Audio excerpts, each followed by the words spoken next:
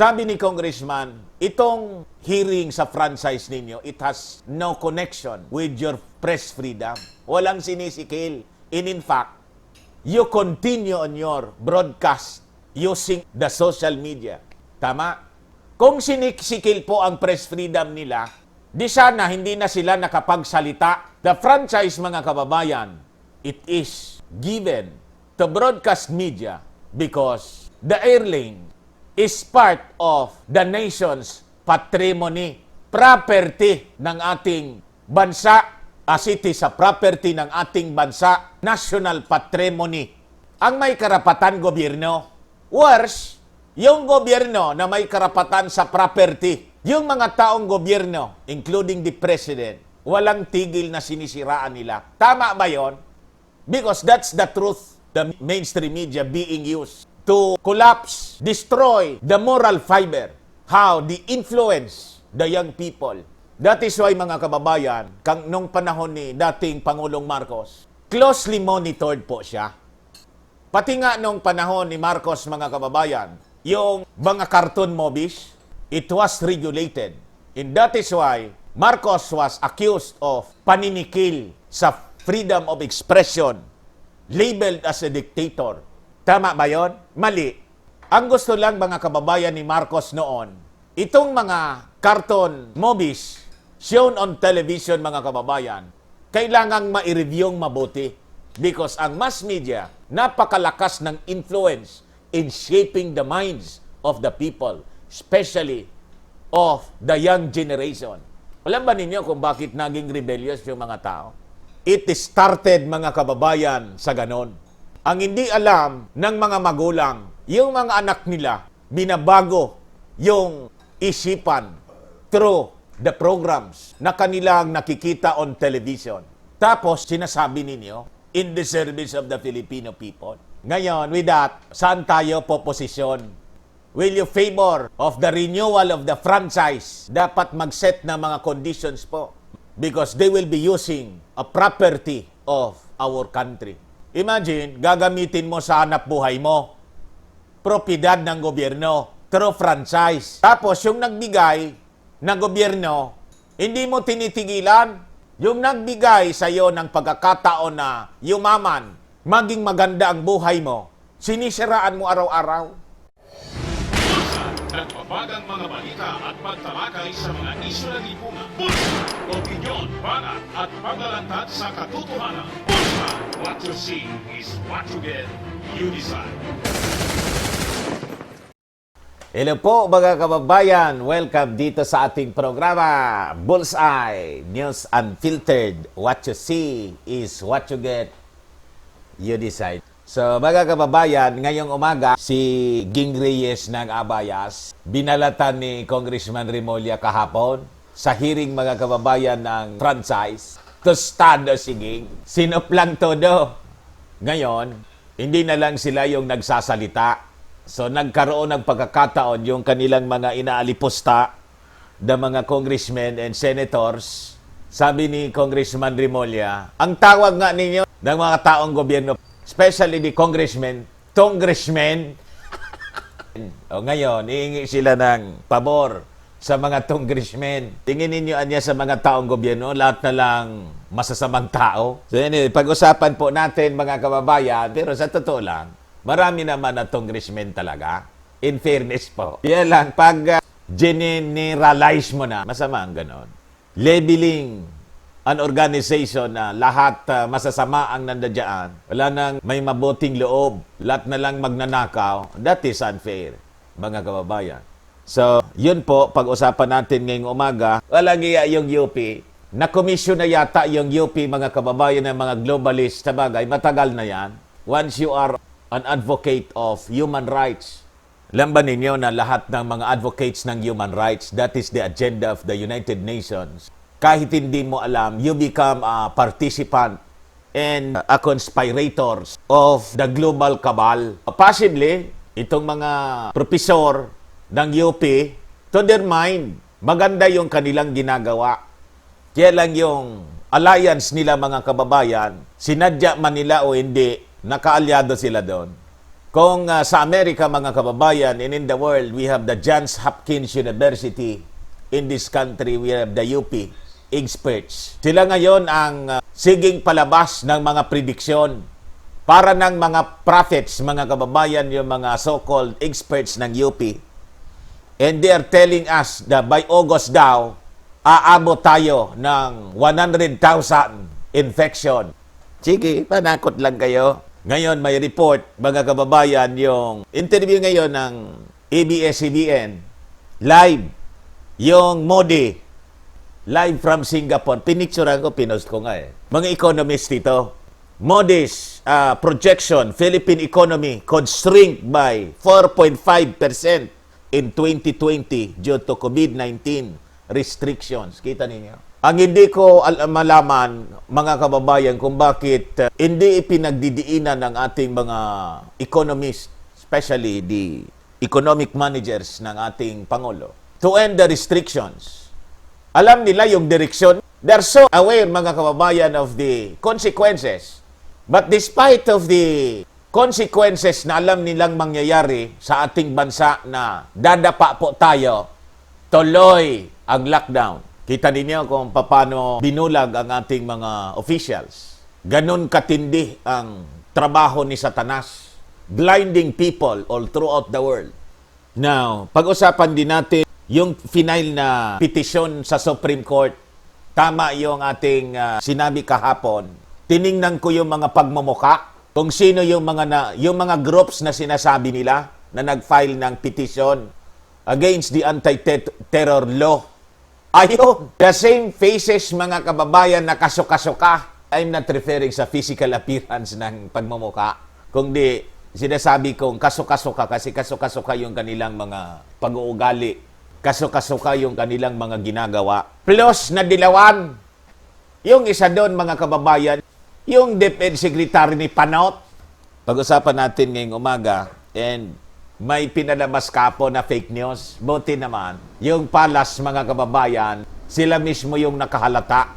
Sinasabing yung mga hospitals, punong-puno na dyan sa Maynila. O sila mismo, the mainstream media, lahat ng mga nasa mainstream, sila yung mga nagbalita, tapos kinontra nila yung kanilang balita ng mabuking. Punong-puno na sinasabi ninyo. Anong punong-puno? Sabi ng Palasyo Malacanang, fake news. Sabi ko sa inyo, ang fake news po, hindi ko naman nilalahat. Yung mga may gawa ng fake news, nasa mainstream mismo. Bakit po ganon? Pag-usapan natin kung bakit napakarami sa mainstream media ang fake news. So, mga kababayan, ito pong ating programa ay atid sa inyo ng napakagagaling na products natin from Malaysia. Organic Firmax Firming and Lifting Cream. Gawa po siya, mga kababayan, sa 11 powerful herbs. So, try po ninyo, mga kababayan, gamitin para kayo'y may sariling kwento. Ito, twice itong ginagamit sa mukha. Anti-aging, pangalis po ng mga wrinkles. Yung mga gusto na mag-try ng ating product, dumiritso na lang po kayo sa aming messenger. Ngayon, dito na muna tayo sa unang topic natin, mga kababayan, si Ging Reyes. Kahapon, mga kababayan, para gusto ninyo makita yung full video niya, i-search na lang po ninyo sa ano. Hindi ko na sinisishare sa timeline ko. Kasi napupuno nila yung timeline ko. Tapos minsan, pinag-iinitan po yung aking Facebook. Nadadamay po yung aking Facebook account. Hindi ako tuloy makakomment. Pati yung pag-like ko po, apektado. So, i-share na lang, i-search na lang po ninyo. Ikwenta ko lang po ng maikli sa inyo yung nangyari. Bakit nasabi natin na itong si Ging Reyes, siya po yung head ng news department ng Abayas. Mataas yung kanyang katungkulan. Ngayon, nandun siya kahapon sa hearing. Tinatanong ni Congressman Rimulya, si Katigbak, yung CEO, pinasa kay Ging Reyes. Kasi yung issue doon, mga kababayan, yung fairness sa pagbabalita. O ngayon, Anya, tanong ko sa inyo, kasi sinasabi ninyo, pag hindi Anya namin ito inapprove, ito'y pagsikil sa inyong press freedom. Alam Anya ninyo yung sinasabi ninyong freedom? You are so biased, Anya. sa pagbabalita. Kahit niya yung coverage dito, tiningnan ko niya yung lahat ninyong news releases, sabi ni Congressman Remulla. Hindi ninyo sinasabi ang katotohanan.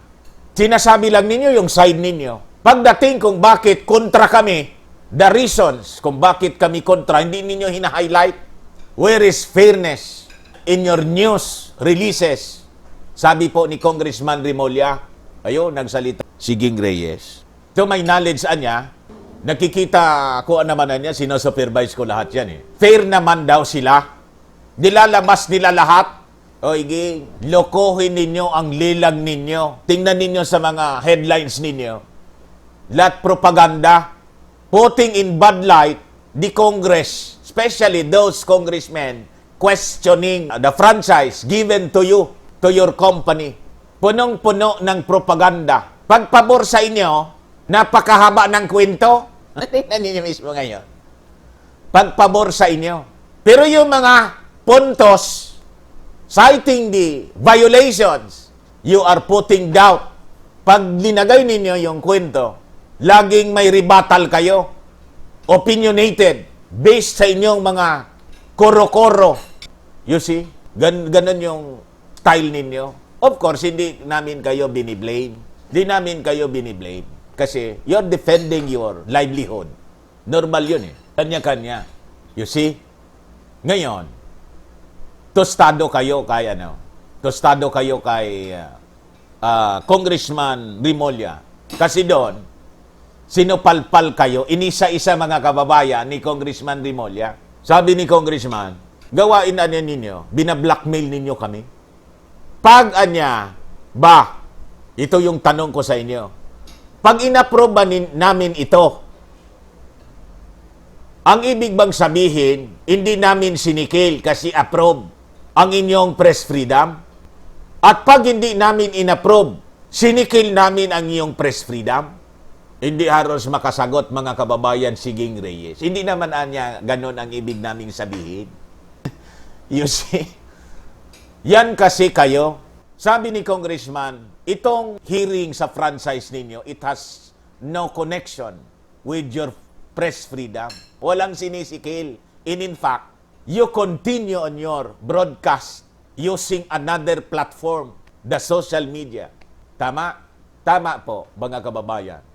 Kung sinisikil po ang press freedom nila, di sana hindi na sila nakapagsalita. The franchise, mga kababayan, yun ang punto ni it is given to broadcast media because the airlines is part of the nation's patrimony, property ng ating bansa, as it is a property ng ating bansa, national patrimony. Ang may karapatan gobyerno, worse, yung gobyerno na may karapatan sa property, yung mga taong gobyerno, including the president, walang tigil na sinisiraan nila. Tama ba yon? Sabi ni Congressman, patian niya kami mga congressman, anong tawag ninyo sa amin? Some of your men calling us congressmen. Patian niyo yung mga, anong sabi ninyong serbisyo ninyo? Yung mga entertainment ninyo, sinasabi ninyo na laking tulong, alam ba ninyo yung ginagawa ninyo? In your shows, drama, teleserye, pag mayor niya, member ng sindikato palagi. Yung mga pelikula nila, gobernador, congressman, drug lord, general, otak ng yung ang probinsyano, di ba gano'n? You're putting all our officials in bad light. Na pag gobernador, korakot, congressman, korakot, mamamatay tao, mayor. Tama? Ganon mga kababayan ang ginagawa nila. Tapos sasabihin nila, in the service of the Filipino people. That's the reason why yung mga tao, yung mga kabataan ngayon, wala na haros na respeto sa mga authorities. Bakit nangyayari yon? It is because of walang habas na propaganda putting our officials in bad light. Pag Pangulo, alam na ninyo kung paano i-portray yung Pangulo. Diktador, hindi maka-react. Because that's the truth. That's how, mga kababayan, the mainstream media being used to collapse, destroy the morality, the moral fiber, how they influence the young people by movies, by TV programs. Laban ninyo kung paano tayo, kung bakit tayo ganito? It is because of that. That is why, mga kababayan, nung panahon ni dating Pangulong Marcos, closely monitored po siya. Pati nga nung panahon ni Marcos, mga kababayan, yung mga cartoon movies, it was regulated. And that is why Marcos was accused of paninikil sa freedom of expression, labeled as a dictator. Tama ba yon? Mali.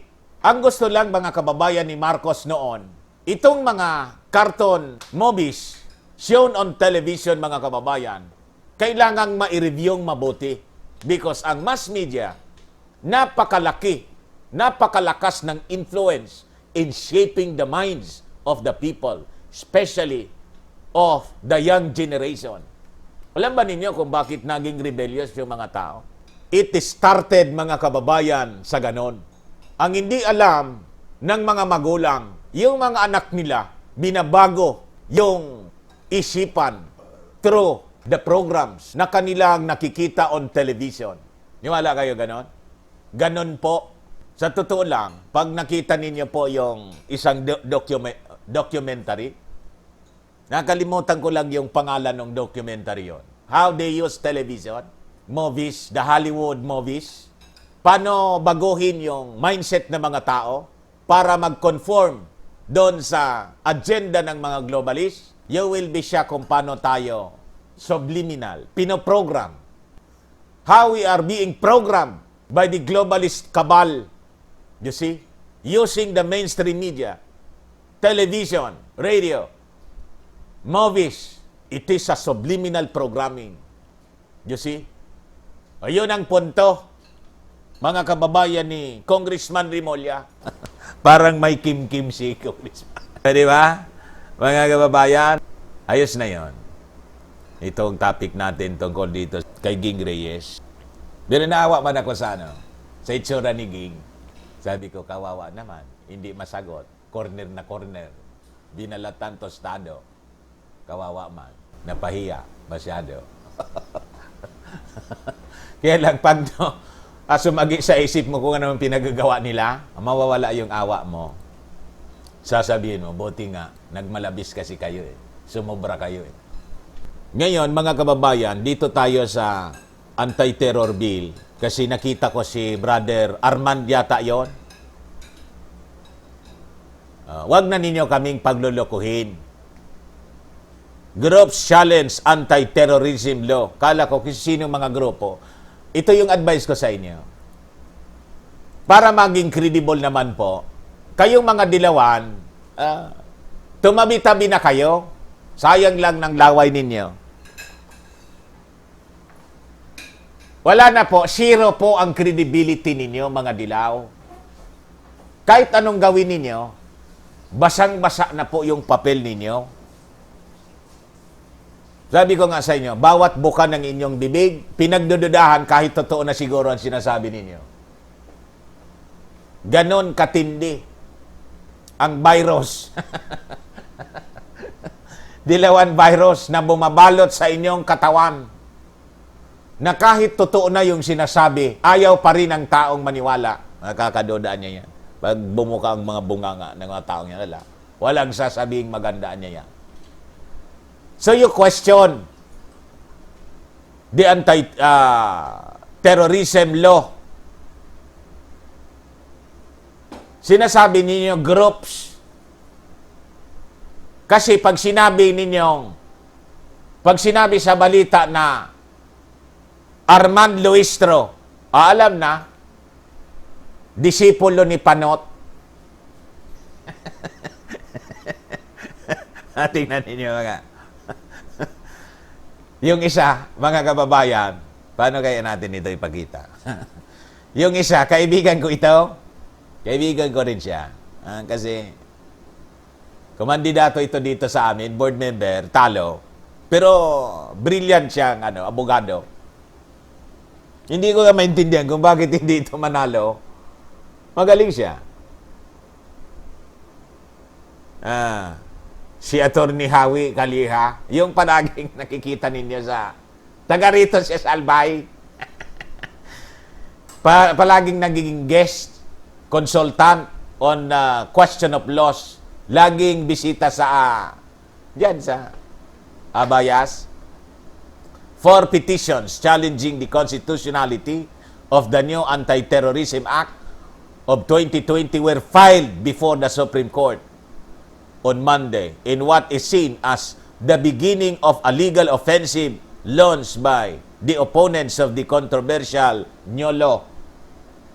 Human rights lawyer and law professor Howard Calleja submitted a petition together with former education hindi pala Armin pala pangalan nito. Education Secretary Brother Armin Luistro of the La Salle Brothers Incorporated, lawyer Joseph Peter Calleja, University of the Philippines, law professor Christopher Janlao, Dr. Rinaldo Chavez, Napoleon Sionco, Ryan Riposar and civic groups, frontliners, Tunay na Bayani, and Bagong Siklab Pilipinas. Mga pangalan pala. Alam na. UP, Ateneo. Alam na. Ganyan naman. Wala na bang ibang grupo? Kayo-kayo na lang.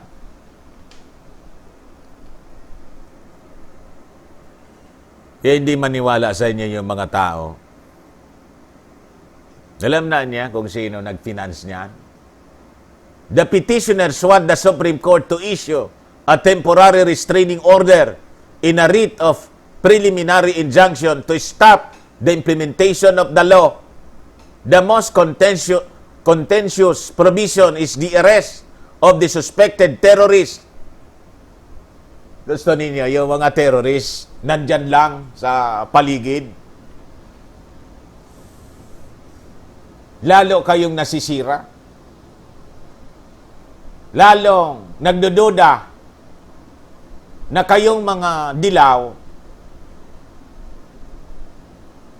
kayo yung breeding.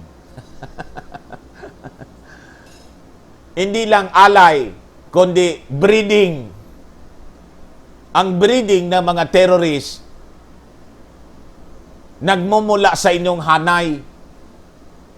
Iyon ang iniisip ng tao. Kasi lagi kayo, sabi ko nga kahapon, ang hindi ko maintindihan, yung totoong mga nasa terrorista groups, yung mismo mga armado, hindi man po sila nagpetisyon. Di man nagsasalita yung ISIS, yung Abu Sayyaf, wala mang sinasabi. Pero kayo, mas apektado kayo. Anong nangyayari sa inyo? Yung mga aktual na terrorist,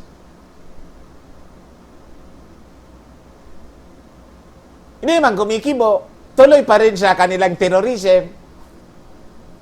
Ano man niya, kung may batas na yan, kami nakikipagpatayan nga kami. Hindi man kami sumusunod sa batas.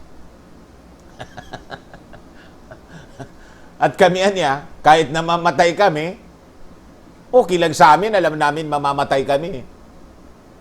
We are aware na nandito kami sa terrorist group. Pero ito, tingnan nito, mga edukador to, abogado.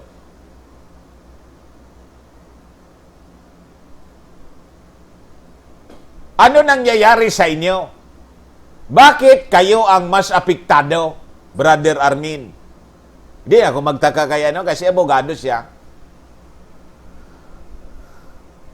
Yung abogado, kung sino yung kumuha, kukunin na niya kita to file this, no? We need your service. Babayaran namin kayo ng ganito for your service. Professional, fee. Normal man yon sa abogado. Hindi ko yon sinisisi si kabayan. Howard. Hello, Howard. Attorney. Kamusta ka? Tuloy mo lang yan, attorney. Trabaho mo yan. Alangan naman, di tayo maghanap buhay.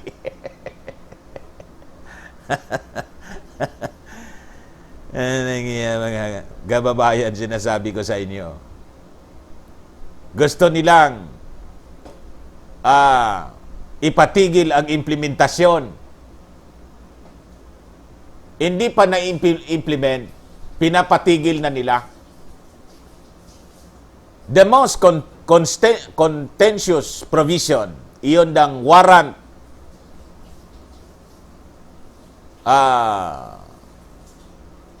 arrest without warrant, in detention without charges for up to 24 days. Kontra sila, mga kababayan doon. The petitioners claim it is unconstitutional under the Bill of Rights. Inisa-isa nila, mga kababayan, yung mga sections. Finally, there is an urgent paramount necessity to prevent further damage as the effectivity and implementation of the Anti-Terrorism Act will materially and substantially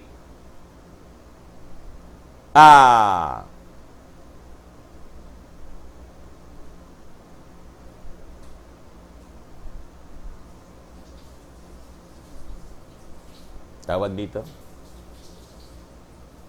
it will become prejudicial, mga kababayan, sa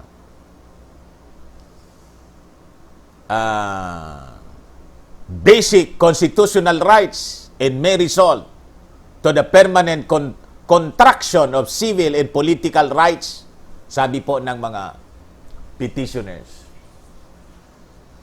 Nakita ninyo, ito hindi pa nga ini-implement. Nakita ninyong prejudicial sa civil and political rights. Itong ginagawang lockdown, 4 months na. Wala kayong nakitang pagsikil sa constitutional rights to free movement. Wala kayong nakita. Ganon katindi yung mga taong yan. Yung hindi ka makapunta sa pupuntahan mo, hindi ka makauwi. Kung Bicolano ka, hindi ka pwedeng umuwi ng basta-basta, ika-quarantine ka nila. Kung may patay ka, hindi ka makapunta doon sa funeral kasi bawal yung crowd dahil lang sa COVID. As we are terrified by COVID, hindi na ninyo nakita that all our rights and liberties were curtailed. Hindi nakita nitong mga human rights experts. Carlo Echano. Si Pading Carlo. Si Paring Carlo, asa na yung cellphone ko? Yan. Magkano yung...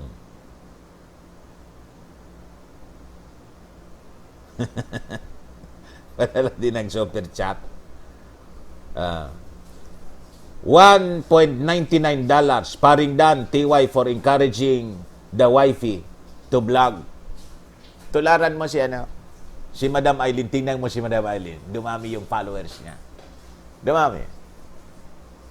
Mag-isip ka ng mag-isip ka kung ano yung pwede niyang itinda-tinda. Do not be ashamed. Wala kang ginagawang masama. Di ba? Kanta-kanta ka lang muna, tapos request. Yung mga request, kakantahin mo muna yon off-air. Praktisin mo muna. Pag maayos na, kantahin mo na. Tapos you encourage people to request. Kakantahin mo na. Outright. Sabi ko sa inyo. Tapos basahin mo yung mga... Ganun lang.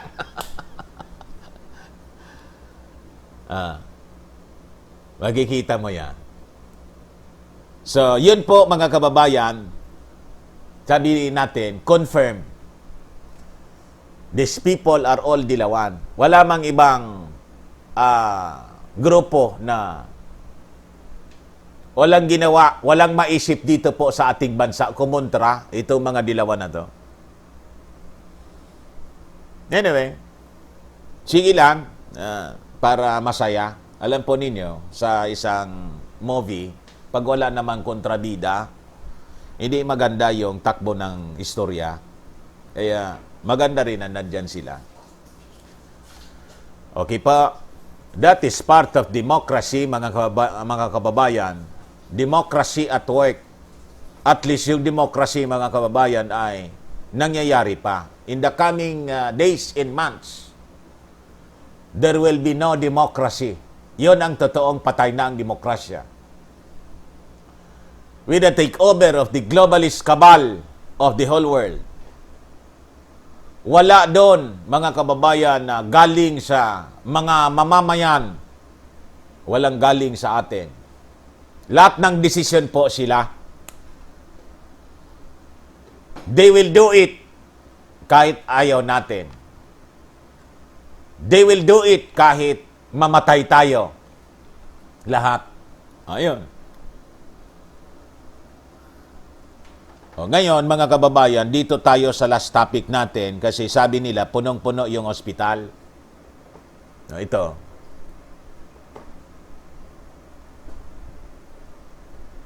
Galing siya kasi sa kwento ng Inquirer. DOH to Metro Manila hospitals be ready to boost COVID-19 capacity.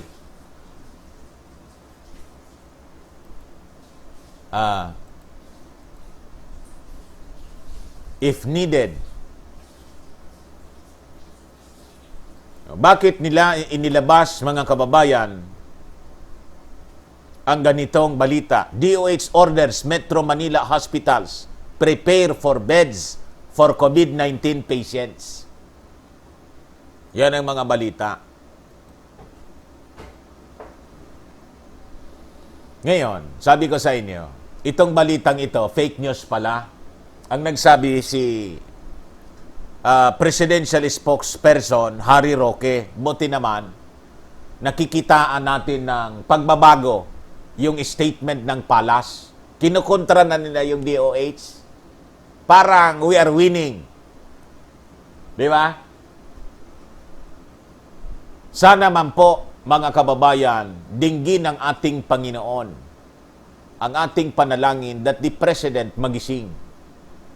That they should not just listen to the statements, advice ng mga taga-DOH. Kasi DOH ay nagsasabi. Iandaan niya. Bakit ganon yung statement ng DOH? Ganon, mga kababayan, ang statement ng DOH because of the so-called reports that in the coming days, baka po ma-overwhelm ang lahat ng mga hospitals ng mga COVID patients. Ito nga po yung balita sa Philippine Star, Metro Manila. Ay, hindi. Mali ito.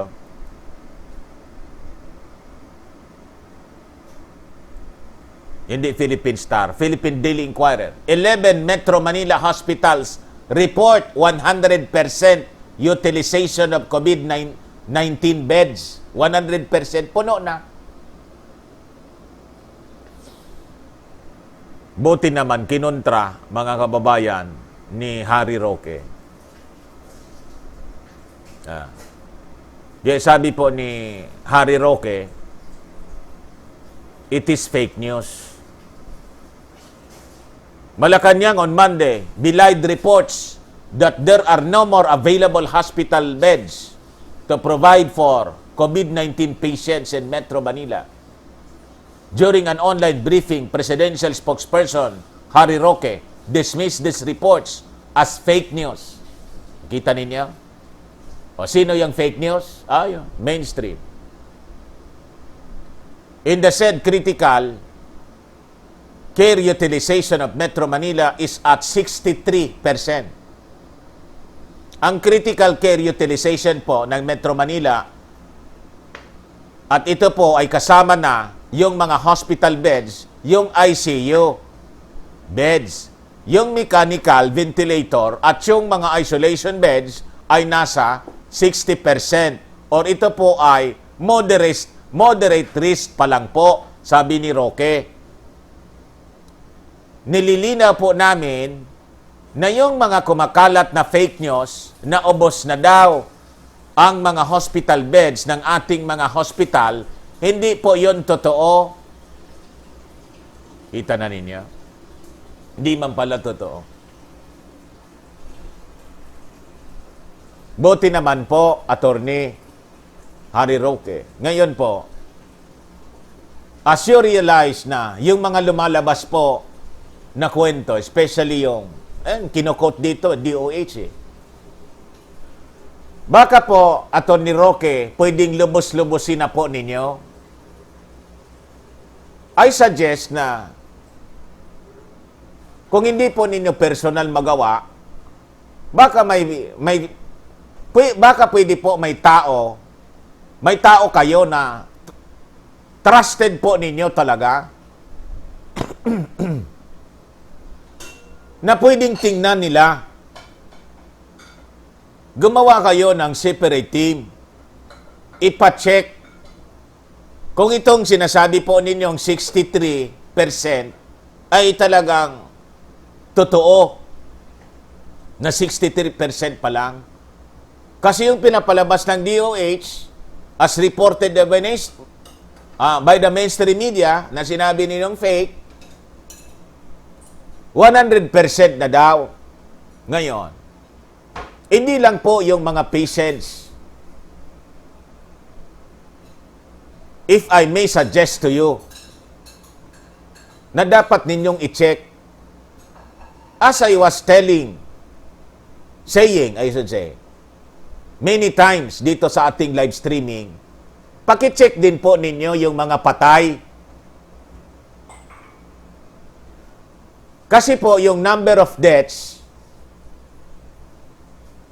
kaduda-duda po. Kaduda-duda. Pati yung mga infected na umabot na sa 44,000. 44,000 ha? Baka nga mas dumagdag pa eh. Paki-check po ninyo yung numbers. As it is practice in other countries ng mga globalist cabal, they connive with the doctors para ipading yung mga infected, para maintakutan yung mga tao, enforce the nations of the world to lock down. Tulad ng nangyayari sa Amerika. Yun po sana, alangan naman hindi po ninyo, sa tagal na ng COVID na to, dito sa atin, wala pa man lang makarating sa inyo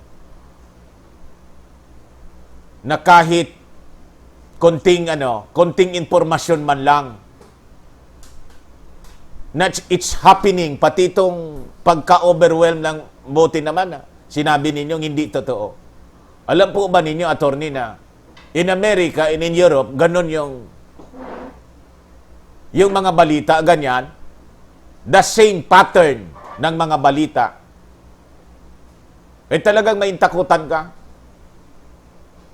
But, nang i-check ng mga tao doon, pinuntan yung mga ospital,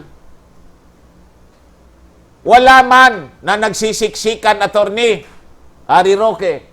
Wala mang mga taong nagsisiksikan pasyente ng COVID.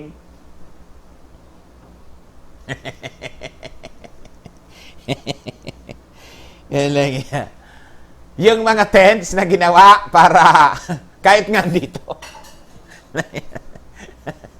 Yung hospital dito sa amin, sarado. Sabi ko, bakit sinara yan? Hospital, sarado yung gate. Kung may emergency, hindi ka basta pwedeng pumasok kasi may tent doon, COVID area. Mga kababayan. Wala mang ganyan. So please check, attorney, para hindi po tayo mabuyo. That is important. Para po yung response natin po tama.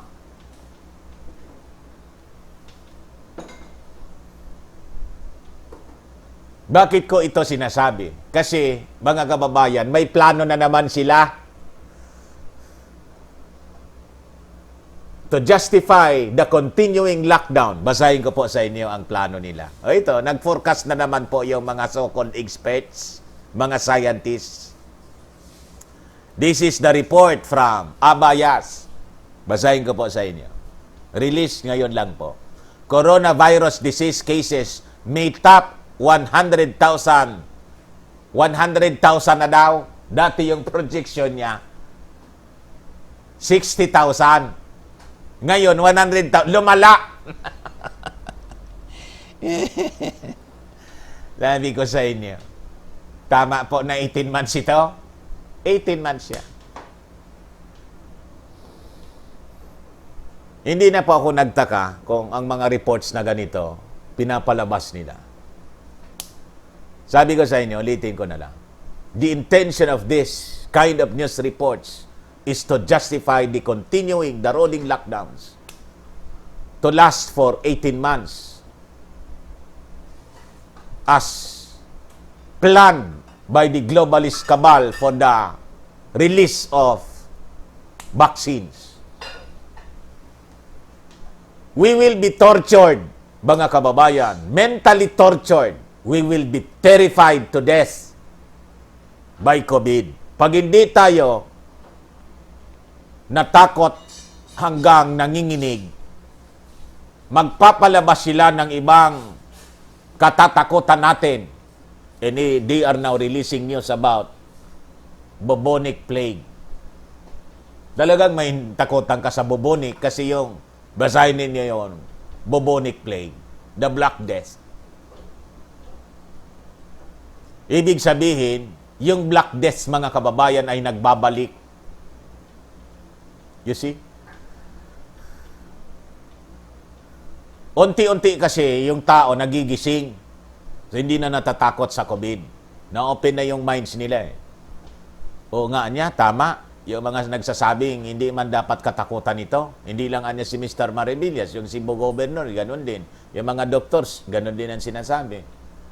Kahit kayo po, makikita ninyo naman sa actual observation ninyo. Sabi ko nga, ulitin ko, kung totoong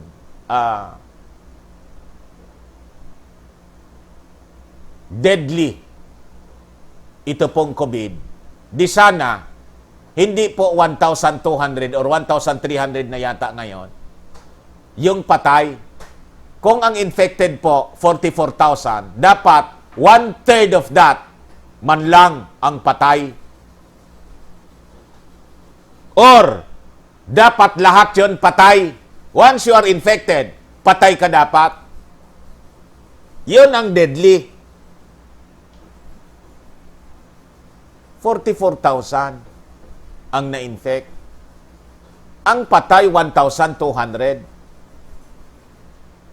Paano naging deadly yun? In as you check, Leonardo Tanutan, maraming salamat, $1.99.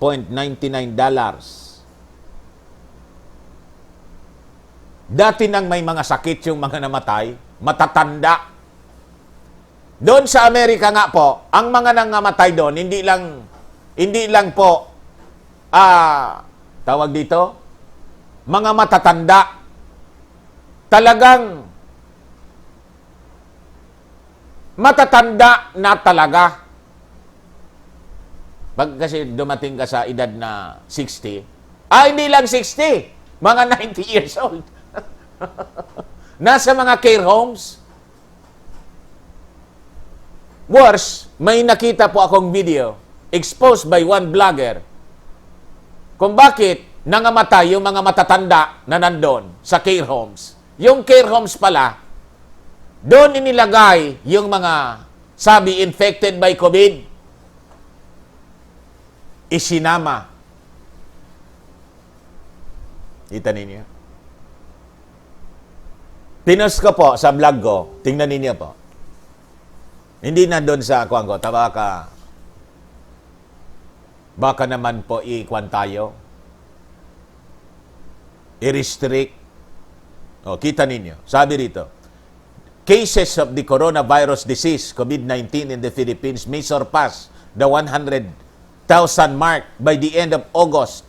An expert from the University of the Philippines said Tuesday as he urged the government to tweak pandemic protocols. Kita ninyo?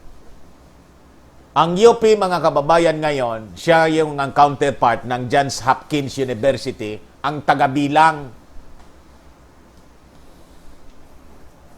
ng kwan sa Amerika ng COVID. Itong Johns Hopkins, sila yung gumawa ng simulation. Na ang patay daw sa kanilang simulation, 65 million.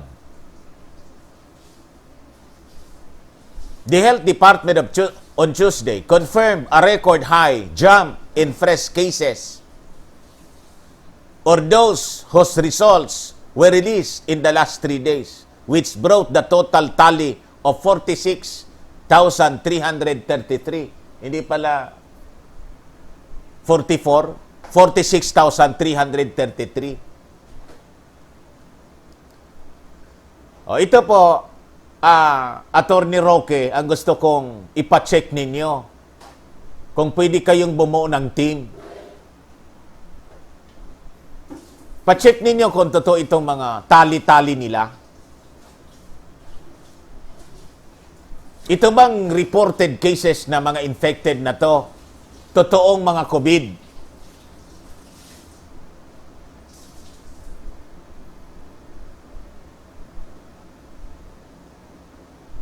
The cases are increasing by at least 1,000 cases a day in areas without any COVID-19 case before lockdowns, where East recently became virus hotspots. O, kita ninyo? Tama. Ano sabi ko noon? Pag yung restriction ini-ish po nila, yung ECQ ginawang GCQ, MGCQ, lalabas, sabi ko, ang balita, dadami yung infected. Ayun. Bakit ko alam? Nasa script po nila.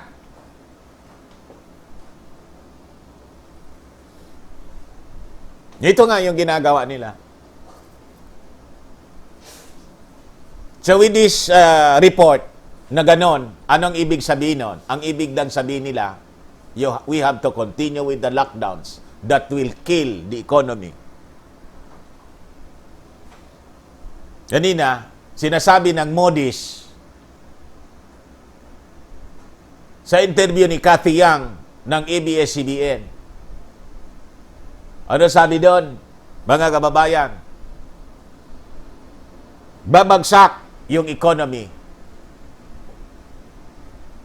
And their estimate, mga 4.5% mga kababayan, contraction in the GDP ang mangyayari dito sa atin. You see? Kaya sabi ko nga kanina, habang alam nila kung ano yung mangyayari, wala mang nag-a-advise sa ating Pangulo. They continue with the lockdowns despite the truth that it will kill our livelihood. It will kill the economy more than the virus. You see?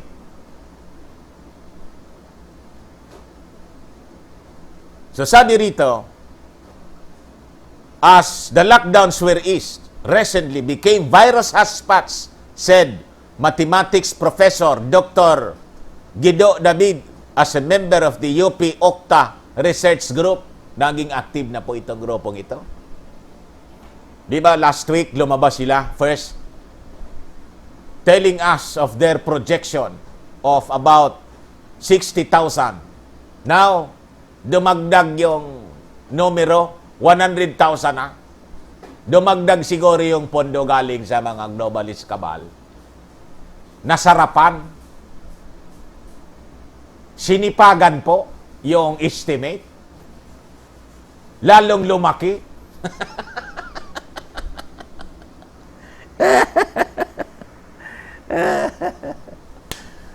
Tanong ko sa inyo, gagawa sila ng mga ganito, mga outside of their teaching job, kung wala yang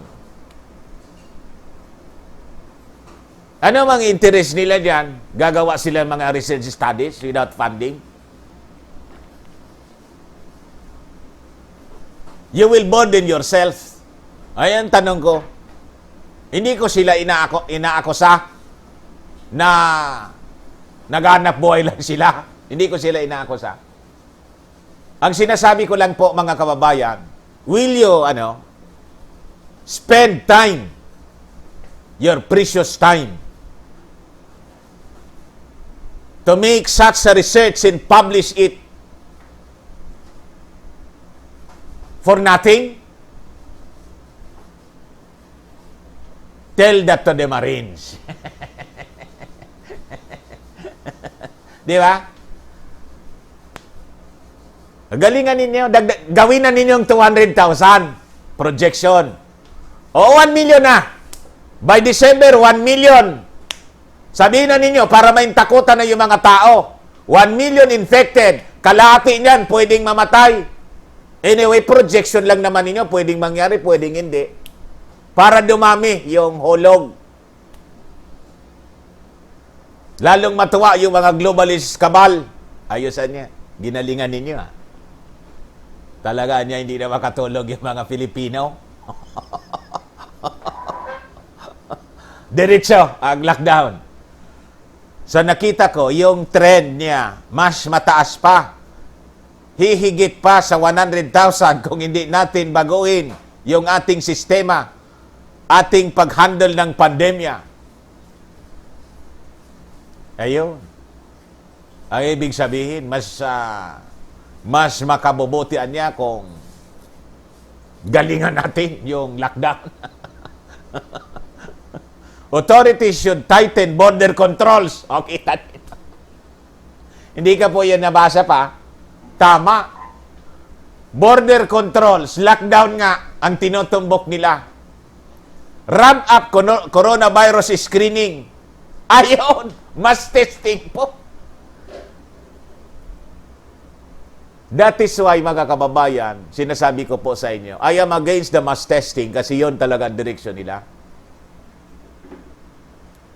Para po paniwalain tayo na talagang matindihan niya yung infection. Kasi doon pa lang sa mass testing, yung testing kits po, ano sabi ng, anong bansa yon sa Africa? Nakalimutan ko, kuya. Yung, pati po yung pawpaw, pati yung kambing, papaya, Tanzania yata yon. Galit na galit. Hindi niya, huwag kayong gagamit niyan. Tanzania. Positive.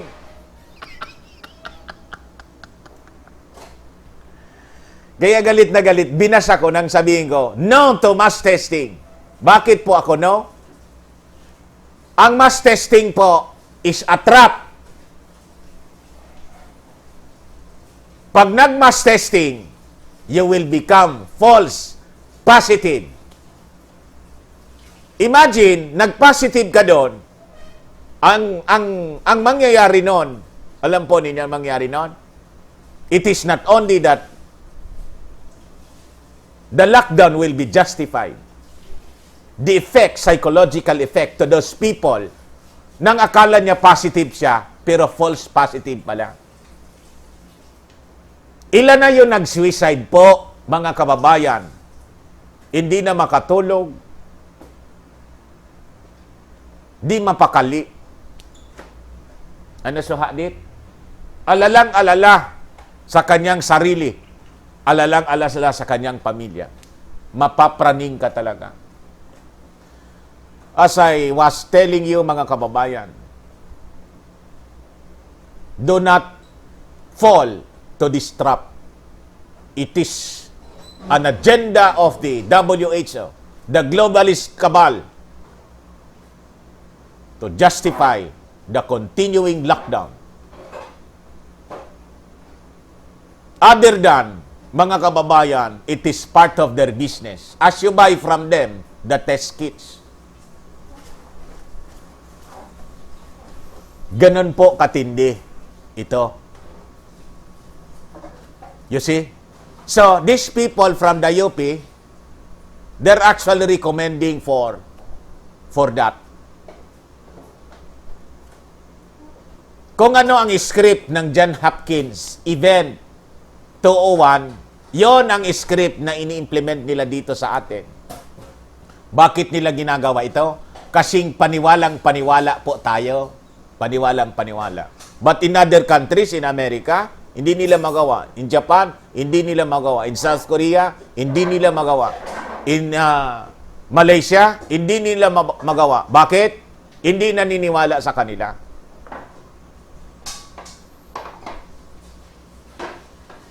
You see?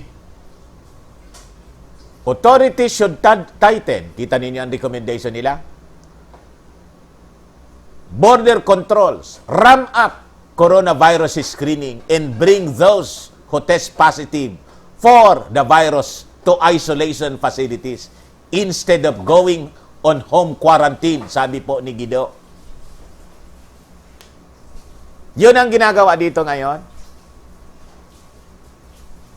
Kaya po, naintakutan na yung mga tao lumabas. That is why the malls are dying. Why? Walang lumalabas. Kasi, yun ang laging naririnig nila sa mainstream media. May mag-positive na isa, breaking news kaagad. It comes now, the order. Anyone anyang galing sa Maynila, bawal na dumiretso sa bahay. Mag-self-quarantine. Diretso ka agad doon sa ano.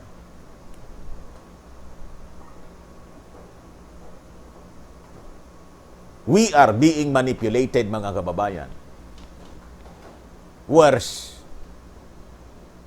We know that we are being manipulated. We allow ourselves to be manipulated.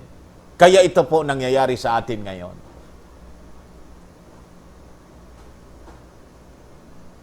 The government should also rethink the transportation of workers after scores of MRT personnel caught the virus. Kita ninyo? That's the reason why, beginning today, July 7, mga kababayan, sinara uli yung MRT. 5 days. Sinara. Bakit daw? Kasi may dalawaan niyang nag-positive. Dalawa ng positive, sinakripisyo mo na lahat ng tao na gumagamit para sa kanilang hanap buhay ng MRT. Imagine that. Sabi ko nga, dito sa amin din, 6 yung namatay. For the past 4 months, 6 lang ang namatay. 5 million ang mga Bicolanos. 5 million kami rito. Lockdown. Tama ba yun? Ang infected dito, 99 yata or 98 people ang infected. Tama ba yun? The professor also urged the public to wear masks and practice physical distancing and hygiene. Pag pinakinggan mo sila, kung hindi mo alam ang totoo, mga kababayan, ng masamang epekto ng mask sa ating kalusugan, maniniwala kang they are caring for us. Kaya lang, unti-unti, nabubulgar kung ano ang totoong epekto ng mask. But until now, it is being imposed upon us. Ngayon po, nasa sa inyo na lang kung susundin ninyo po sila. So that's one, mga kababayan, that's one report. Ito pa. Isa pang panakot.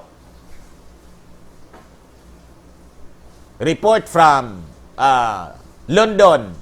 Scientists urge WHO to acknowledge virus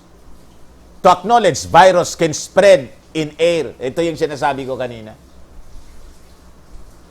Inulit nila uli that this is airborne. Bakit? Para po ilak natin ang ating sarili mismo na wala ng hangin tayong sisinghotin. Hindi na tayo lumabas kasi airborne siya eh. Pasok ka na lang sa kon. Tapos yung aircon mo, kailangang i-off mo. Kasi hinihigop ng aircon yung hangin.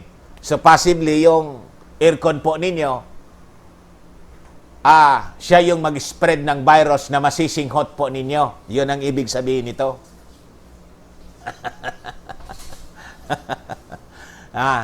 So mamamatay ka kung hindi ka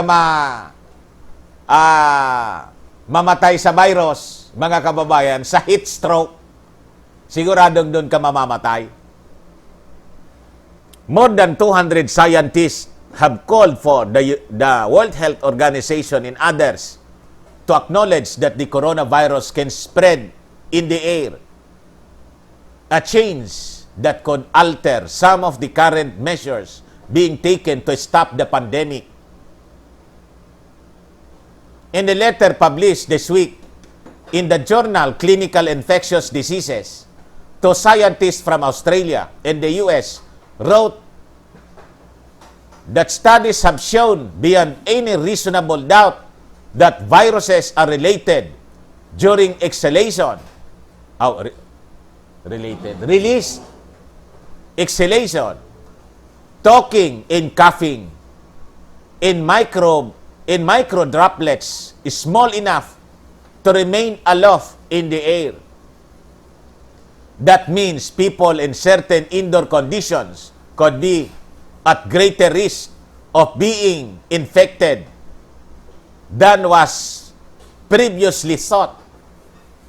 Anong ibig sabihin ito, mga kababayan? Kasi po, nirelease nila itong balitang ito kasi mag-o-open up na yung economy.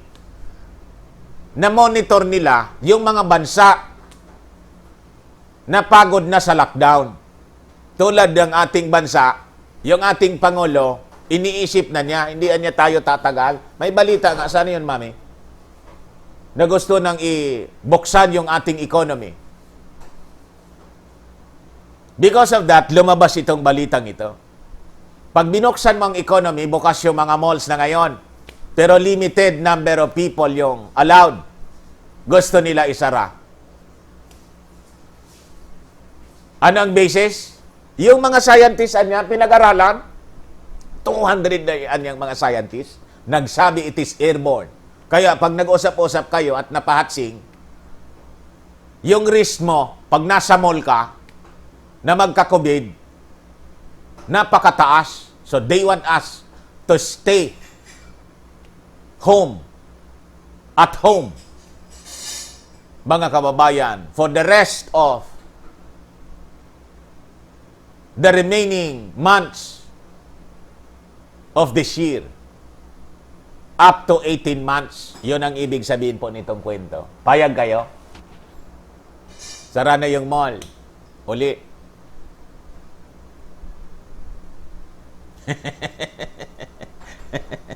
The WHO has long maintained that COVID-19 is spread via larger respiratory droplets, most often when people cough or sneeze, that fall to the ground. It has dismissed the possibility of airborne transmission, except for certain high-risk medical procedures, like when patients are first put on breathing machines. In a statement on Monday, the UN Health Agency said it was aware of the article and was reviewing it with technical experts. Ngayon, mga kababayan, expect for more dito, more restrictions. Maghihigpit po sila in the coming days. Kaya nga po, wala akong tigil sa kawawarning po sa inyo. Mga kababayan, prepare for the wars. Hindi tayo nila titigilan. Nakasimula na po sila. Kung may ipon-ipon po kayo, ay, kuya.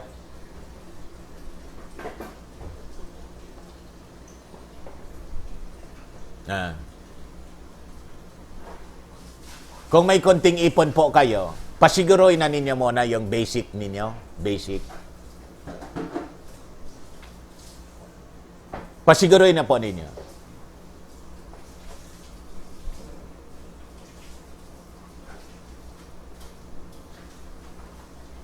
Yung paghihirap po natin ngayon, lalo itong titindi. Baka nga yung Pasko, postpone na rin. Dito sa amin, yung Piña Francia Festival, postpone, walang activity. Wala na. Yung pagtipon-tipon ng mga tao, wala na yan. All the gatherings, the Christmas party, all the celebrations during Christmas po, sabihin ko po sa inyo, sana mali po ako kasi killjoy pag walang Pasko. Di ba? O, pati po yon. Iwan ko nga sa inyo, including the government employees.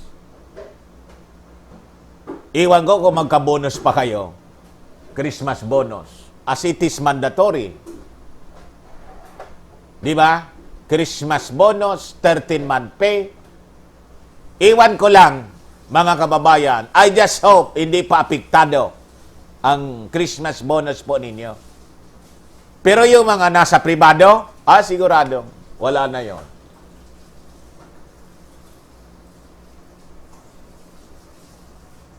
Naisip ninyo yun?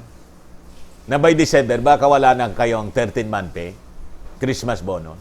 With all this pandemic na ginagatungan nilang, pinapalala. And they want to close the economy again.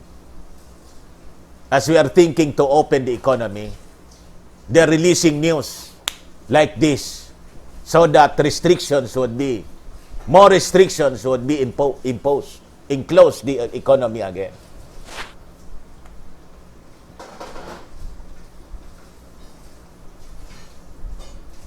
Pasiguro na po tayo. Ulitin ko po, prepare for the wars.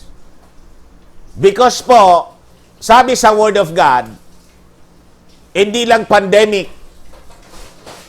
Sabi sa Word of God, there will be wars and rumors of wars. Plagues, pestilences, famine, tagutom. Pag patuloy po ang pagsara ng mga negosyo, they want to close the economy, economic activity. They want to stop the economic activity. Yung mga producers po natin ng pagkain, paano yon? Paano yung paggawa, sarado, I tell you. Kaya sa Word of God po, hindi magkakamali ang Word of God. Ang sabi doon, famine, magkakagutom. Worse. Mga kababayan, other than the coronavirus, ito na ngayon ang balita. Di ko po kayo tinatakot. Binabasa ko lang po itong balita. Ang nagsulat ng balitang ito sila. Ito. Saan na ba yun? Saan ko ba yun?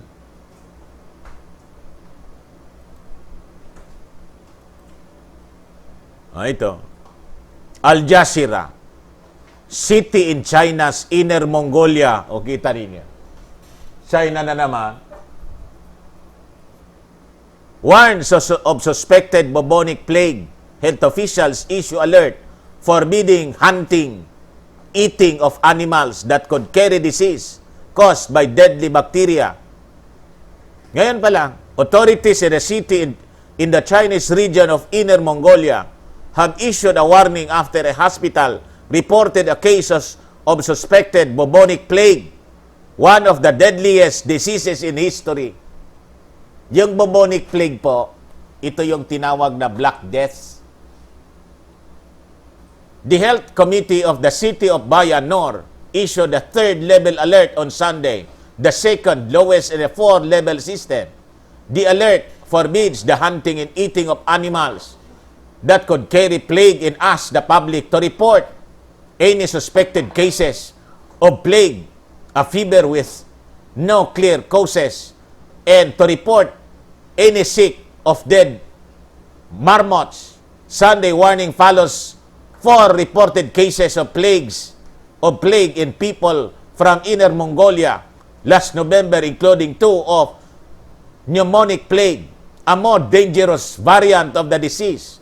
At least 2 of the cases then were diagnosed in the capital, Beijing. The bubonic plague known as the Black Death, o kita ninyo? The Black Death in the Middle Ages comes from bacterium Yersinia pestis and is highly infectious and often fatal disease spread mostly by rodents via fleas. It killed between 75 and 200 million people in the 4th century in at least 30 to 50 million from the year 541 to 549. Kita ninyo? According to WHO website, the lung-based pneumonic plague is extremely contagious and can trigger severe epidemics through person-to-person contact via droplets in the air. Papatayin tayo nila sa sindak. Symptoms include fever, chills, vomiting, nausea. The plague can be fatal in up to 90% of people infected if not treated primarily with several types of antibiotics. Plague cases are not uncommon in China, but outbreaks become increasingly rare.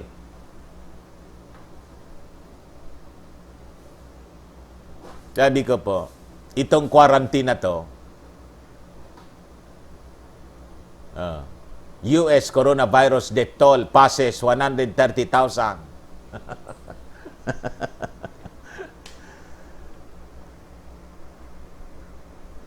So that's it. Sakto po ang sabi sa Bible, there will be wars and rumors of wars, famines, pestilences, and earthquakes in diverse places. More that we have to look up, sabi ko sa inyo. That is the only way, mga kababayan, to escape in this world full of pandemic is to look up. Call Jesus now as your Lord and Savior. Iligtas po kayo. Iligtas ang ating kaluluwa. That is why, palagi yun po ang sinasabi ko kasi yun ang warning ng Bible, mga kababayan. So, that's it. That ends our discussion. Mamaya, yung inyong mga reactions, babasahin po natin. Ito pong ating programa ay atid sa inyo ng Firmax, Firming and Lifting Cream at ng Automax. Yan. 2,600 ang nanonood po sa atin. Nag-pick tayo to 28. Maraming salamat po sa inyong panonood. At maraming salamat po doon sa mga nag-share sa ating live streaming. motion science, Google random, 3 digits at least, plus cases, example, 583 cases, may lalabas na gano'n na headlines on article. I tried a lot of numbers, may lumalabas po. Mukhang algorithm program ang search. Iko sa inyo. Nakaprogram na po. Francis Apolinar, Serdan, lahat ng nakasaad sa Bible, nangyayari na. Nick Borromeo, DJ, kaya nga po, isarap ng manlaban para matapos na lahat at maubos ang takot at kasinungalingan. Dom Sriquinho, rapture na lang hinihintay natin, Serdan. Jerry Bachao, kailangan pala ang mga Pilipino people ay magkaisa at gumawa ng hakbang. Winnie Sindanya, salamat kay God sa buhay mo, Serdan, at ginagamit kanya para hindi kami matakot sa COVID at COVID na ang natatakot sa amin. Tuloy-tuloy lang po, sir, para marami pang mabuksan sa katotohanan about salvation. Do not be troubled, sabi sa Bible. Huwag kayong magulihamanan sa mga naririnig niyong balita. Kaya ngayon, alam kong makikita ninyo siya sa social media, kaya diniscuss na natin ngayon. Di tayo nila titigilan, lalabas yan. And most of this, creation of their mind. Imagination. Para maging reality. From their mind to reality. Di ba? As they planned about it, mga kababayan. Kasi nga po, ang plano nila, nakasulat sa bato. Kung yung Word of God, the Ten Commandments, nakasulat sa libro, the Bible, sa Exodus, in the Old Testament, yung plano ng mga ulupong na to, nakasulat doon sa Guidestone sa Georgia. They want to reduce the population to 500 million lang in perpetual balance daw with nature. Sama ng plano nila. Ido Sano, hi Serdan, from Hong Kong, mabuti pa rito, medyo okay na rito. 0 cases na yung COVID. DJ Balderrama Agustin, Nick Borromeo, tama lang at nang malabanan natin mga yan. Di naman maganda gusto nila. Gusto nila maghari yung satanic government nila sa dugo ng mga martir. Carlo Romero, totoo po yung vaccine ni Bill Gates? Totoo. Dave X, Serdan, gagawi talaga nila ang lahat gagawin. Paki-off na, lumamig na. Tumindi. Ang lahat para pabagsakin ang bansang Pilipinas. Hindi lang po Pilipinas, it is a global agenda. Para magawa nila ang gusto nila sa ating mga Pilipino. Mag-ingat na lang po tayong lahat. Michael Kasidsid, nanay ko po, nagpapaanak. Nanay ko po, nagpapaanak. Sinabi nila na positive sa COVID yung mga anak, pero hindi natakot ang nanay ko. Mayroon siyang proteksyon sa katawan at sarili. Pagkatapos niya paanakin, nagpa-swab test siya. Annalisa Lima, Serdan, tinanggihan mo kanina ang kalahating lapad na pinadala sa'yo. 5K yen yon na pera natin. Sa pera natin, 3,000 yon. Hindi, wala man po akong tinatanggihan. Nagtatanong lang po ako kung ano yung lapad. Pero nagpadala na po si Madam, si Kato. 3,000 yun. Maraming salamat sa inyo. Mercy Jose, Sir, Serdan, ba't ang aga ninyong matapos? Bitin po kami sa paliwanag nyo. 1 o'clock na po. Bitin pa rin. Ayos na yon. Para bukas may matira pa. Remy Collins, trust our Lord. God, naway, matatapos din diyang mga sakit. God still in control. Of course. Kaya nga po, lahat na susulat, ibig sabihin, all these things are just, part of the things to come. All things must be fulfilled. Kailangang maganap. Pag hindi po ito maganap, di mali yung Bible. Loviminda Gamboa said Dan, dito po sa Dubai, mag-open na rin sila ng turismo ngayong July. Bakit dyan sa Pinas? Sobrang takot sa COVID? Di naman sila naghahanap ng lunas. Yun na nga po. Dito po, sobrang natakot kasi nagpatakot. Naniwala sa pananakot. Ganon lang po yun. Sabi sa kantang Oras Na, ni, sino yung kanta nun? Corita yata. Ang takot ay nasa isip lamang. Michael Kalitsid, luya at vitamins lang po, iniinom niya. Nick Borromeo, DJ, kaya nga, pero di ako takot sa kanila. Edward Hugi, good day Sir Dan, watching here. Kaloy Casas, good afternoon po, God bless. Si Kaloy Casas, di ba? Ikaw yung nagano. Yung bumili ng Pirmax. Dave X, huwag po tayong titigil sa pagmulat at pagsiwalat ng katotohanan, Sir Dan. Sinya Arcilia, Sir Dan, keep on praying lang po tayo. Yung totoo nga, ako hindi ko sinusunod yung face mask. Pau Visconde Ortega, kahit may pandemic crisis, tuloy pa rin ang batas, tuloy pa rin ang federal parliamentary with open FDI before hybrid election sa 2022. Verdi Poli Playlist Pili, In God We Trust, God bless us all. DJ Balderrama Agustin, as usual, Edom ulit ang may pakana, lahat ng pagdurusa at pighati ng mga tao. Yung lahing puti ang may kagagawan nito. Itanong nyo yan sa mga Arabo, Aboriginal Australians at iba pang lahi.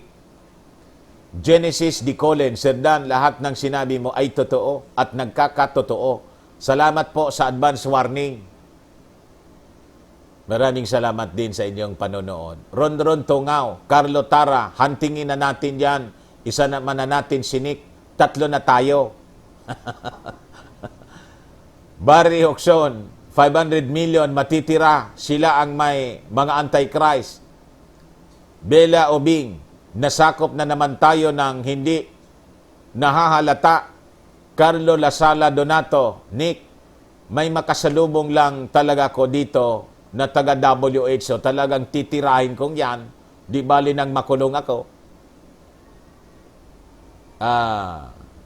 Jojo Cardines, watching from Cebu. Laban lang, Shiba. God bless, Shiba. Antonia Reyes, salamat po, Sir Dan. Halos lahat po ay nalaman na namin ang tungkol sa agenda nila. Jobit Luterte, bakit kayo ayaw ka ni Tatay Digong pakinggan, Sir Dan? Sino nga bago para pakikinggan ng Pangulo? Di ba? Ang dami na pong nagugutom at walang trabaho. Sana alisin na niya ang lockdown. Hindi naman talaga nakakamatay ang COVID. Ako, magpapatunay.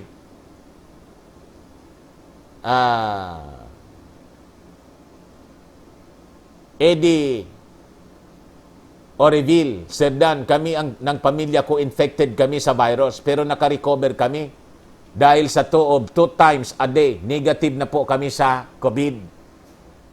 Itong toob na to, itong dahilan ng restriction ko, sinabi kong yung toob nag-negative. Ayon! 3 days. Hindi tayo maka-share, hindi maka-post. Eds Villamor, Sir Dan, dito po sa Thailand, back to normal na po. 0 local positive na sa COVID.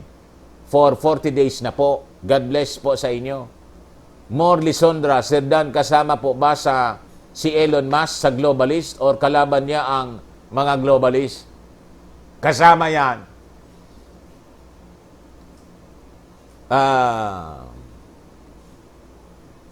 DJ Balderrama Agustin, Boss Nick Borromeo, Lahat na dapat ng lahi ni Shem, magkaisa na. Kahit mga African brothers natin, pumapalag na din. At sa mga nasa Europe at Amerika, lumalaban na sa mga mananakop sa kanila. Ferds Maki, Sir Dan, thank you po always. God bless. Regards to your family. DJ Balderrama, yung mga estatwa ng heroes nila, binababoy, dinodorog nila. Paliwanag kong konting oras. The reason for the destruction of the statues there in America is to erase the records of history of nations. Yan po ang gusto nilang mangyari para yung identity nila as Americans, mawala na po yon. Gusto nilang i-erase yun. Lahat. That is the agenda of the globalists kasi nga po, ang gusto nilang mangyari, i-unite ang buong mundo. Yung mga national heroes, dapat makalimutan natin kasi yung mga national heroes na yon, anong tawag doon? Mga nationalist sila. Ayaw nila ng nationalism. They want internationalism and globalism. As they want to erase from our mind the old order, they want to establish the new order, the new age, free of anything that will remind us of our past. Ganon po ang ginagawa ng grupong, ano yon? Black Lives Matter. Kita ninyo? Wala na doon sa pagkamatay. Sabi nga, may mga lumabas sa, iwan ko kung totoo yun. Yung pagkamatay nung black na yon, sabi, it is just a drama.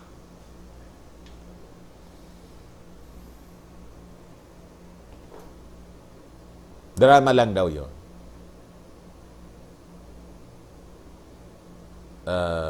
Antonia Reyes, ma-appreciate din po natin ang kasalukuyang kahirapan at panakot kasi mayroon pong paparating na magandang mangyayari at kapakinabangan ng mga nananalig sa kapangyarihan ng ating Panginoong Diyos natin. Totoo po yan. Ako po, excitement ang nararamdaman ko. Baka isipin ninyo, sadista ako. Hindi po. Na-excite ka niya yung future? Di ba niya, maghirap yung tao? Na-excite ka? Na-excite po kasi ako, kasi after nitong paghihirap, may napakagandang mundo na naghihintay po sa atin. Iyan, pag hindi po kayo pumasok doon sa kapighatian. So, full of excitement. Ang ibig kong sabihin kasi, sino ang hindi sa inyo na-excite na ang ating Panginoon paparating na to rule the world, the sinful world? Ang mundo isinulat po sa dugo. You read the history. It is written in blood. Patayan dito, patayan doon. Walang bansa na ipinanganak na hindi nagdanak ang dugo.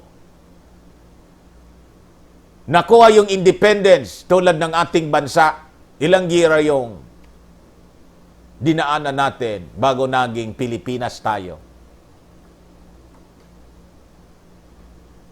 Diyan sa Amerika, ganun din. In Europe, all other nations, dumaan doon. In the promise of God, our Creator, we will be living in total peace and tranquility. Di ba nakaka-excite yun? In which our Lord Jesus Christ will reign as King of Kings and Lord of Lords. Di ba nakaka-excite yun? And we will rule with Him for 1,000 years. Imagine that. Walang eleksyon. Pag may eleksyon, may patayan. May Comelec na mandaraya. Di ba? Kasi nga, yung tao, makasalanan. Greedy. Di ba limandaya basta't makaupo? Alam na ninyo yung tinutumbok ko. And after all this, na-experience natin, biglang, coronavirus. Tumigil yung mundo natin. Tago tayo sa mga bahay-bahay natin. Di ba? Pero ito pala mangyayari. Pestilences. Plagues. Pestilences. Dapat palang mangyari. But the promise of God, mga kababayan, for a better world, that is the real New World Order to live in. Napakaganda, mga kababayan. So, yun ang rason kung bakit ako excited. And that is why I am sharing to you these truths for you to realize na ganun pala ang magiging future pag nasumpungan natin ang kaligtasan sa ating Panginoong Hesus. Napakaganda pala ng buhay. Kita ninyo? Amigo Fernando, kaya nga pinasusunog ang patay para hindi mabuking ang Department of Health dahil Department of Health. Dahil baka malaman ng mga taong resulta ng sakit ng patay, hindi man virus. TJ Castillo, good nun nga mga kanustra. Hope we learn things more. Ed Examine. Sir Dan, good EM. Watching from Cyprus. Ronald Obaldo, musta po Sir Dan? Ano po ba nangyayari? Nangyari sa otak ni President Digong. Parang di na po makapag-isip ng tama. Wala nang katigilan na lockdown ang Pinas. Panalangin po natin yung ating Pangulo. Huwag nating sukuan. Alam nga naman, ipalit natin si Lumi. Lalong nagka-problema tayo. Gina Maylene, Tingkang, Serdan, good noon. Para sa lahat ng gagawa ng masama, justice may be blind in the eyes of people but not in the eyes of God. Swart 2716, sa UAA open ang mall pero limitado ang taong pinapapasok. Mga tao bantay sa social distancing dahil ang gobyerno dito, mga pulis, alisto sa pagresponde ng reklamo.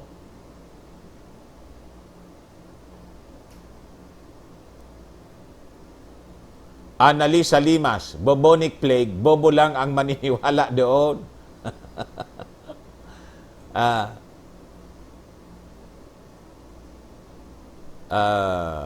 Janitor, malapit na po mag-circulate yung FEI, kaya mabubulilyaso ang plano ng globalist. Hindi yun papayag, sabihin ko sa inyo. Hindi papayag ang mga globalist. Itaga ninyo sa bato. Yun para, witness ako sa aktual na nagpa-rapid test, nag-positive, kawawa yung reaksyon. Nilayuan ng mga kasama. Ang ginawa, nag-appear kami at niyakap ko pa, sabi ko, mas magtiwala kay God. Sabi ko sa inyo. Pag nag-rapid testing po at nag-false positive kayo, iwan ko lang kung ano mangyari sa pamilya ninyo. Bebe Rib, salamat Sir Dan sa pagpapaliwanag sa katotohanan at nalaman namin at sa masave yung kaluluwa namin. Ingat po kayo lagi and God bless. Josephine Katso, Sir Dan, ang lahat may hangganan. Ipagpatuloy lang natin ang pag-pray sa ating Pangulo at sana matauhan na siya at makita niya ang ginagawa ni Doke.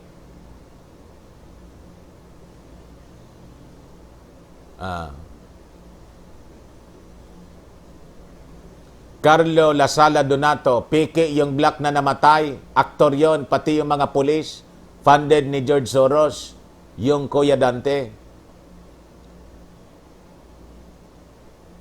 Nick Borromeo, tapos Sir Dan, kinukumpara ng GMA News na naungosa na daw natin ang kaso ng COVID ang Singapore. Ikasing laki lang ng Manila ang Singapore. Tapos, comparison pa, ugok din ang mga GMA news reporter sa totoo lang. Hindi po, malaki pa yung Manila sa Singapore. Oh. Ang Singapore po, ang Manila po, di ba 12 million kayo dyan sa Maynila? Ang Singapore po, I think mga 5 to 6 million ang population. Paano maging-comparison doon? Ang territory ng Singapore po, yung bansa mismo, the size of our province here, Catanduanes. Hindi nga makita sa map. Makita mo yung pangalan niya. Tuldok lang siya. Paano may comparison?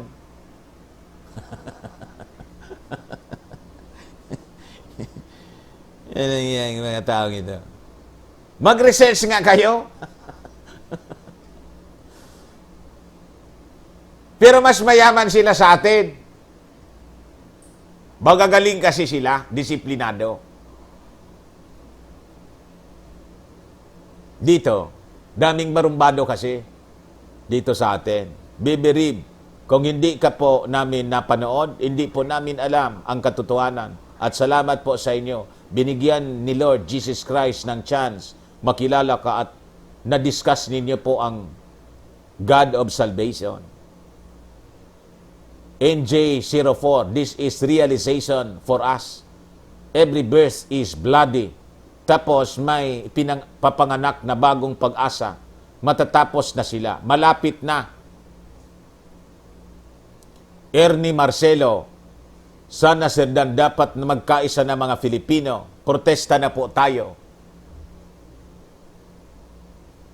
Lebilin Damasco, si Dr. Willie Ong, dati, pinapakalma niya tao tungkol sa COVID. Ngayon, isa na siya sa nananakot. Magkano kaya? Bakit? Ano ang sabi ni Dr. Willie Ong? Pati yung tuob, naniniwala si Dr. Willie Ong. Nakita ko yung episode niya. Bakit? Anong ginagawa ngayon ni Dr. Willie Ong? Nananakot na ba?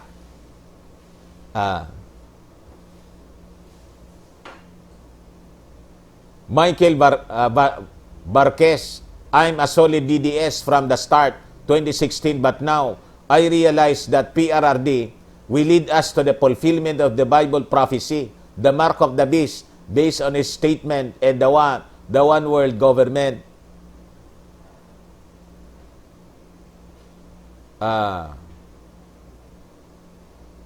Des Marti, matagal ko pong suspetsa na contaminated ang mga test kits. Yeah, bless to all. Edna Benliro, brother, sayang ang FEI. Init sa puwera ni Mardukyo, nandun na sa malalayong lugar, nagpapahayag, tinanggap ng 2 kamay.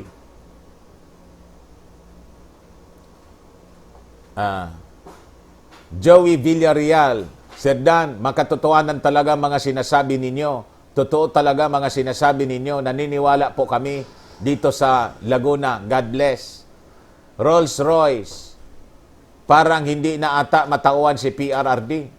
Tanggapin na lang po siguro natin o pang di na umasa. Mas okay ipagdasal natin, baka sakali grant ng Panginoon, gaganda pa ang takbo ng Pinas.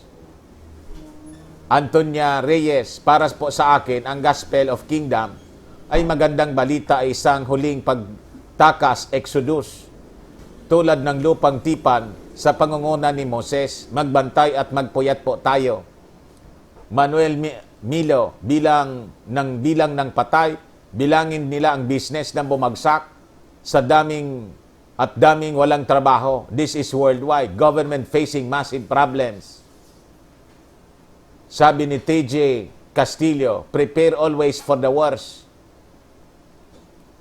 Los Biminda Rosilion. Good afternoon, Sir Dan. Sana wag nang ituloy ang COVID testing or vaccine.